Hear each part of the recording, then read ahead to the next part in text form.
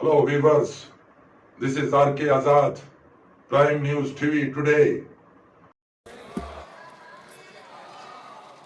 श्री असदुद्दीन ओवैसी जी। मोहतरम चेयरमैन साहब, आपका बेहद शुक्रिया। मैं इस मोशन की मुखालिफत में खड़ा हुआ हूँ। सर, मैं शुरुआत में हबीब जालिब का एक शेर पढ़ना चाहता हूँ। आप उर्दू जानते हैं और लॉ मिनिस्टर भी उर्दू जानते हैं।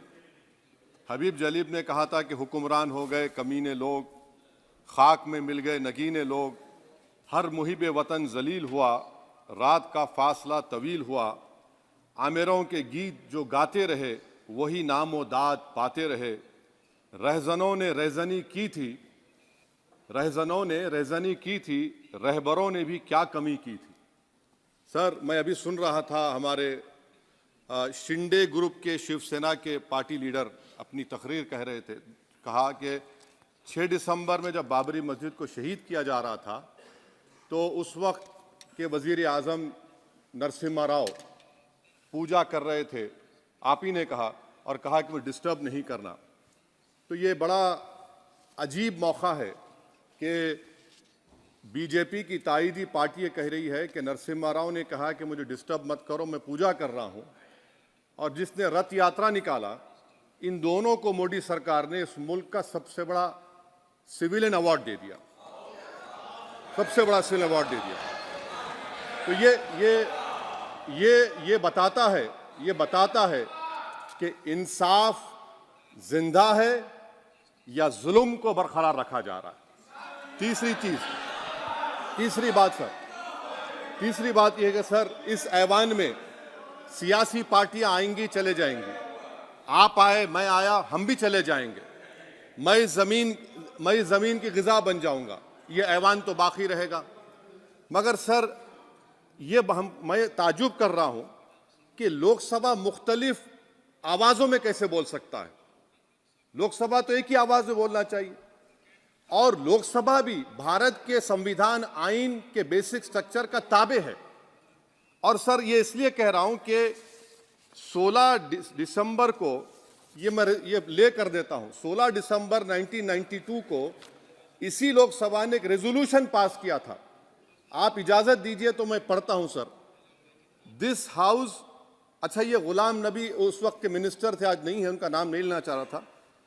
This House strongly and unequivocally condemns the desecration and demolition of the Babri Masjid at Ayodhya by and at the instigation of forces represented among others by VHP, RSS and the Bajrang Dal, which has caused communal violence in the country. Such act of vandalism was carried out not only in violation of order of the Supreme Court, but amounted to an attack on the secular foundations of our country. This House expresses anguish at the happenings and wishes to reiterate its resolve that it will ceaselessly endeavor to uphold the secular and democratic traditions of our country and for the maintenance of rule of law. और एक paragraph मैं नहीं पढ़ूंगा। मैं ताजुब कर रहा हूं कि जब इस ऐवान ने एक रेजोल्यूशन पास किया तो हुकूमत आएगी जाएगी, और हुकूमत ये मोदी हुकूमत जश्न मना रही है जो 6 दिसंबर को हुआ। तो ये एक बात है सर। चौथी बात यह है कि सर, नहीं, 6 दिसंबर के ऊपर कोई जश्न नहीं है। राम मंदिर के निर्माण की जो प्रतिष्ठा हुई है उसको संबोधन कर रहा है, और वो सर्वोच्च न्यायालय के द्वारा तथ्यों के आधार पर दिए गए निर्णय के कारण से हुआ है। सर्वोच्च न्यायालय का निर्णय है, तो तथ्यों के आधार पर निर्णय है। वो विषय आपने बोल दिया, ठीक है, ओके। परंतु जो मंदिर का निर्माण है वो नियमानुसार सर्वोच्च न्यायालय के निर्णय से तथ्यों को देख करके। एक सेकंड, आप इस्लाम के बहुत जानकार हैं, विद्वान हैं वैसे भी, अब कानून के। यदि किसी अन्य धर्म के स्थान पर मस्जिद बनाई जाए तो शायद उसको मान्य नहीं किया जाता। अभी एएसआई ने, सुप्रीम कोर्ट ने स्वीकार किया है कि वहां पर राम मंदिर था। तो इस विषय केवल यह है कि वहां पर राम मंदिर ठीक बना कि नहीं बना, वो विषय हो गया। तो कृपया इस पर यदि आप कुछ बोले तो बोलें प्लीज। सर, मैं आपको गलत साबित कर दूंगा सर।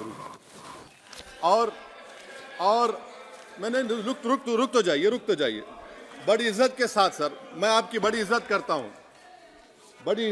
हूं सर। आपको मैं कोट कर रहा हूं सुप्रीम कोर्ट का जजमेंट पैराग्राफ 1222 रोमन 17 उसमें लिखा गया है, the destruction of the mosque took place in breach of the order status quo and the assurance given to this court, the destruction of the mosque and obliteration of Islamic structure was an egregious violation of the rule of law. Egregious का मतलब जो छोटी मोटी अंग्रेजी में आती है वो क्रिमिनल एक्ट कहा।